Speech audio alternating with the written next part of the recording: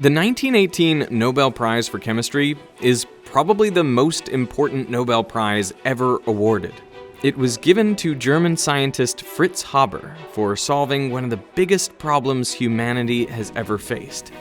His invention is directly responsible for the lives of 4 billion people today.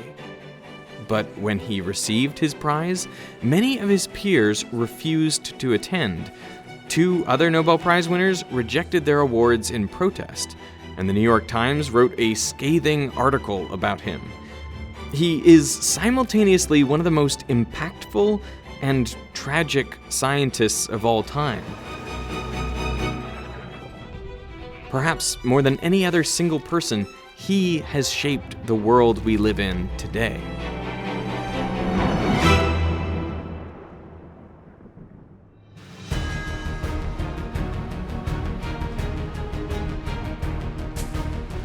If you are an American citizen and you find an island with a lot of bird poop on it, well then you can claim that island for the United States, and the US will have your back. The president is authorized to send in the Navy and the Army to defend your newly discovered poop-covered island. There are currently 10 American islands that were claimed in this way. And even though the law that made this possible was passed in 1856, it is still in effect to this day. So why did people want poop-covered islands so badly? There are a few dozen islands off the coast of Peru where millions of seabirds gather to mate. And the waters near the island are full of fish. And these millions of birds eat the fish, and then they poop. A lot. Since the region is hot and dry, this poop solidifies and accumulates over millennia. There are cliffs of bird poop 30 meters or 100 feet high.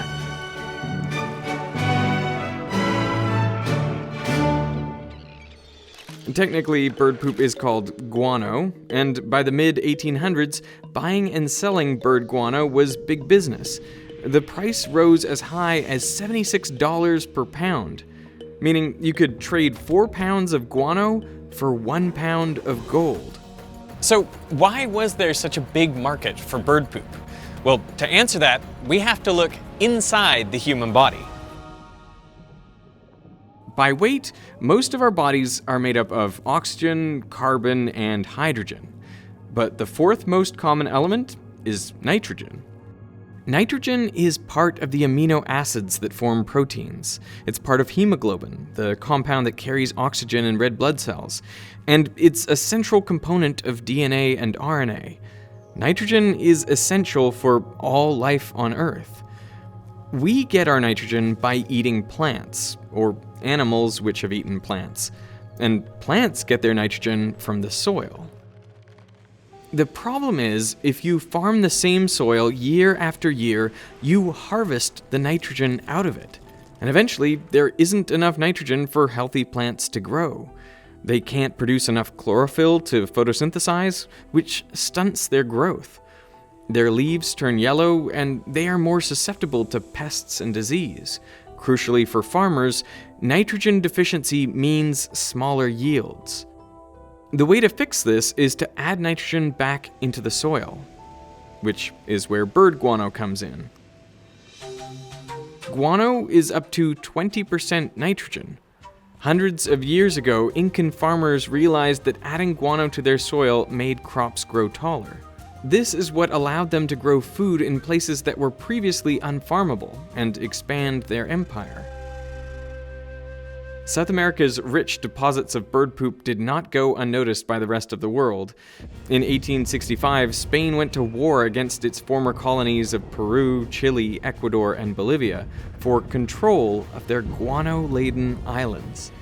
But such was the world's appetite for nitrogen that by 1872, guano was running out, and Peru banned further exports. The world would need another way to get its nitrogen fix. This was a crisis. William Crookes, a British chemist, made a dire prophecy in 1898. With the world's growing population and dwindling supplies of nitrogen, he said, "We stand in deadly peril of not having enough to eat. In less than 30 years' time," he argued, "people all over the world will be dying of starvation." But he also proposed a solution. It is the chemist who must come to the rescue. It is through the laboratory that starvation may ultimately be turned into plenty. Because here's the thing, nitrogen isn't rare, it's common. 78% of the air is nitrogen. But it's in a form that plants and animals can't use. 2 atoms of nitrogen triple bonded together. This bond is one of the strongest in nature. The way to measure the strength of a chemical bond is by the amount of energy that's required to break it. So, to break apart 2 chlorine atoms, for example, would take 2.5 electron volts. To break apart 2 carbons requires 3.8 eV. 2 oxygens, 5.2 eV. But to break apart 2 atoms of nitrogen requires 9.8 electron volts, a tremendous amount of energy. I just want to interject to say that the molecular models in this video were actually invented by me.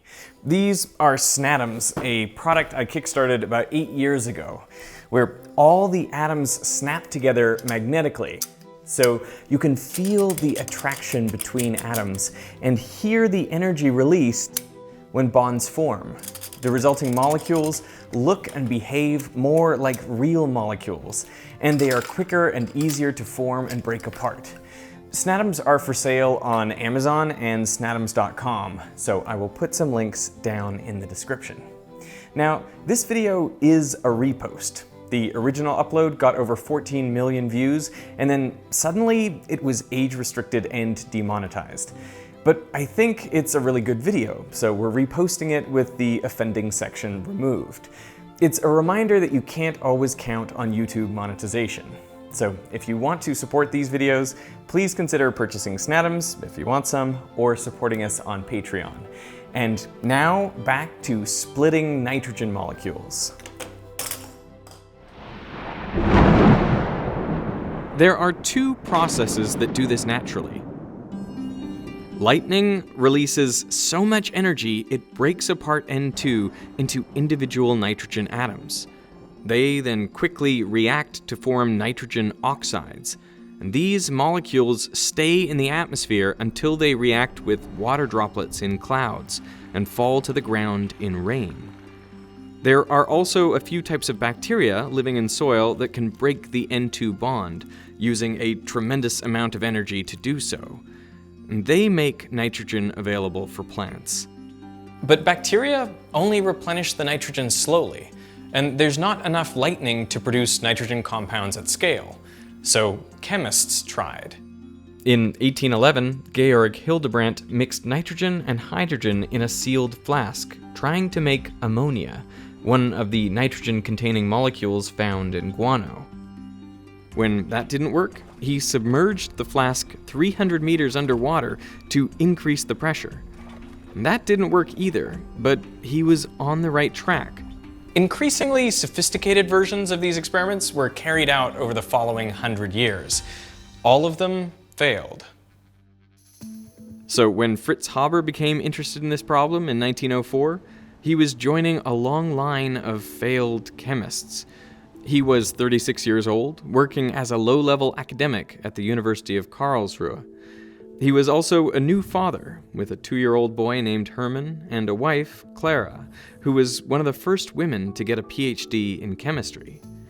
Driven by pride and competition with another scientist, Haber spent 5 years on the problem. His idea was to combine nitrogen and hydrogen not only at high pressure, but also at high temperature, and in the presence of a catalyst, something that lowers the amount of energy required to split diatomic nitrogen. To do this, new experimental apparatus had to be invented. Haber worked tirelessly on this project, building equipment that could tolerate ever higher temperatures and pressures. He also got lucky. At the time, he was moonlighting as a technical consultant for a light bulb manufacturer. So there he had access to lots of really hard to find materials, like the element osmium. Osmium is rare. In his day, there was only about 100 kilograms of the refined metal in existence. But the company he worked for was experimenting with using it for filaments in their light bulbs, so they had most of the world's supply. Haber suspected it might make the perfect catalyst, so he brought a sample back to his lab. And there, in the third week of March 1909, Haber placed his sheet of osmium in the pressure chamber, and then he pressurized and heated the nitrogen and hydrogen to 200 atmospheres and 500 degrees Celsius. Under these conditions, the triple bonds broke apart, and nitrogen reacted with hydrogen. Of the total gas mixture, 6% turned into ammonia. When the gas was cooled, 1 milliliter of ammonia dripped out the end of a narrow tube into a beaker. An elated Haber rushed from one lab to another, yelling, "Come on down! There's ammonia!" Germany's biggest chemical company, BASF, commercialized Haber's process. Within 4 years, they had opened a factory in Oppau, producing 5 tons of ammonia per day. People spoke of making bread from the air. With the fertilizer from this industrial process, on the same plot of land, farmers were able to grow 4 times as much food. And as a result, the population of the Earth quadrupled. There's a good chance you owe your life to Haber's invention. The Earth supports 4 billion more people today than it could without nitrogen fertilizer. In fact, around 50% of the nitrogen atoms in your body came from the Haber process. The invention made Fritz Haber a wealthy man. He got a promotion, becoming the founding director of the Kaiser Wilhelm Institute for Physical Chemistry in Berlin. He also befriended some of the best scientists of his day, including Max Planck, Max Born, and Albert Einstein.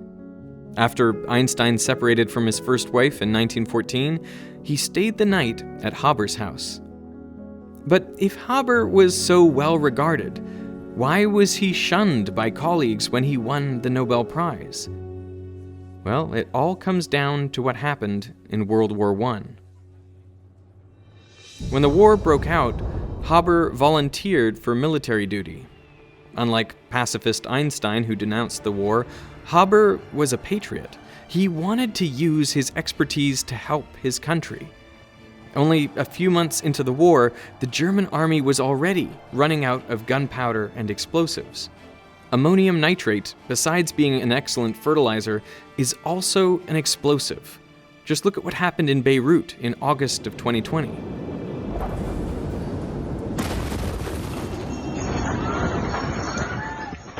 A warehouse containing almost 3,000 tons of ammonium nitrate caught fire. And in the extreme heat, the fertilizer detonated. The blast, which could be heard hundreds of kilometers away, killed at least 217 people and injured thousands more. Seismometers registered an artificial earthquake measuring 3.3 on the Richter scale. This is just one of many fertilizer-related explosions. The Oppau plant, where Haber's process was first put into practice, would also explode in 1921. And the reason is nitrogen. We've already seen that it takes a tremendous amount of energy to break apart nitrogen's triple bond. But the flip side of that coin is that when 2 nitrogen atoms come together and form that bond, a huge amount of energy is released. The explosions of gunpowder, TNT, nitroglycerin, and ammonium nitrate all form diatomic nitrogen gas as a product. And the formation of that triple bond is where these chemicals derive much of their explosive energy. Haber lobbied to convert the factories using his process to make ammonia for fertilizer to create nitrate for explosives instead. His superiors believed such a conversion to be impossible, but Haber persisted, and soon his chemical process was at the heart of the German war machine. From bread out of the air to bombs out of the air. But Haber thought chemistry could make an even bigger contribution to the war. In December 1914, he witnessed a chemical weapons test. He was unimpressed. Haber believed that he could do better. He set out to make a gas that was deadly at low concentrations and heavier than air, so it would sink into enemy trenches. Projectiles carrying chemical weapons were banned, at least in theory, by the Hague Convention of 1899.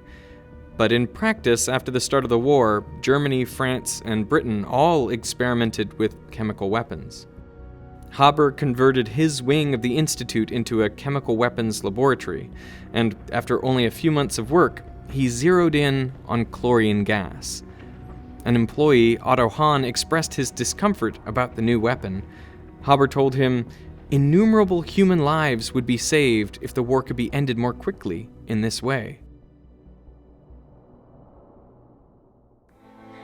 At 6 p.m. on the 22nd of April, with the wind blowing toward the Allied trenches, German troops released 168 tons of chlorine from over 5,000 gas cylinders. The wall of gas advanced across the battlefield. Since chlorine gas is 2.5 times heavier than air, it sank into the trenches of the Allied soldiers.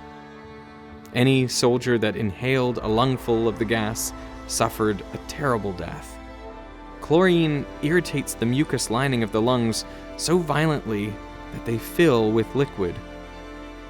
The soldiers effectively drowned on dry land.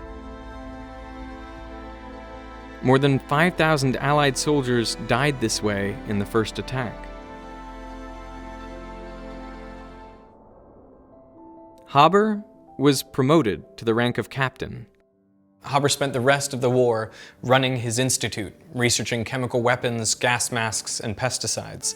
By 1917, the institute employed 1,500 people, including 150 scientists. It was like a mini Manhattan Project, but for chemical weapons. In total, 100,000 soldiers were killed by chemical weapons in World War I. When Germany surrendered, Haber was crushed. All the money he made from his ammonia patent was lost to hyperinflation. In an attempt to pay off Germany's crippling war debt, he tried to distill gold from seawater, but the project was futile. In 1933, the Nazis came to power and passed a law that all Jewish civil servants, including scientists, were to be fired from their jobs. Haber was Jewish, but he never practiced the religion. Regardless, his military service exempted him from the law, but he resigned from his role as director in solidarity with all the Jewish scientists who worked at the Institute. The next year, in a hotel room in Basel, Switzerland, he died of heart failure.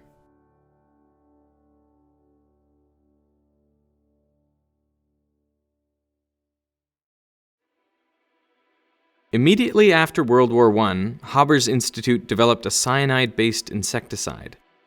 It had a barely detectable odor, so they mixed in a foul-smelling chemical to alert people to the danger.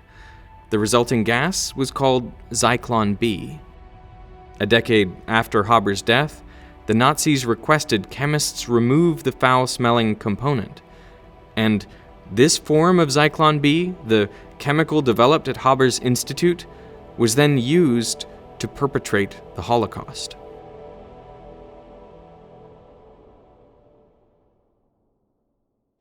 Thinking about this story, it would be easy to paint Haber as a villain, or as a hero, for inventing the process used to feed half the world.